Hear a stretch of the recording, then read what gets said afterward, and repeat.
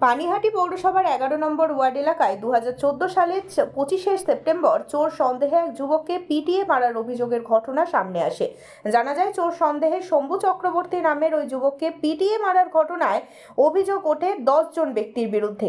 তাৎপর্যপূর্ণভাবে সেই ঘটনার ঘটে যাওয়ার কয়েক বছর পরেই পানিহাটি পুরসভার কাউন্সিলর হন ঘটনার এক অভিযুক্ত তারক গুহ, যিনি বর্তমানে তৃণমূল কংগ্রেসের কাউন্সিলর। আর সেই ঘটনায় ব্যারাকপুর কোর্টে আজ ছিল শুনানির দিন।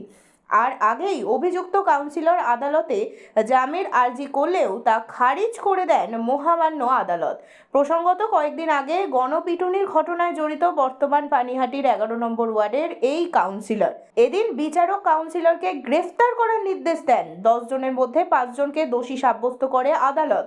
আজ তাদের বিচার প্রক্রিয়ায় কাউন্সিলর সহ আদালত ৪ অভিযুক্তকে যাবজ্জীবন কারাদণ্ডের নির্দেশ দেন। এছাড়াও শম্ভুর পরিবারকে ১০,০০০ টাকা দেওয়ার নির্দেশও দেওয়া হয়েছে আদালতের তরফে।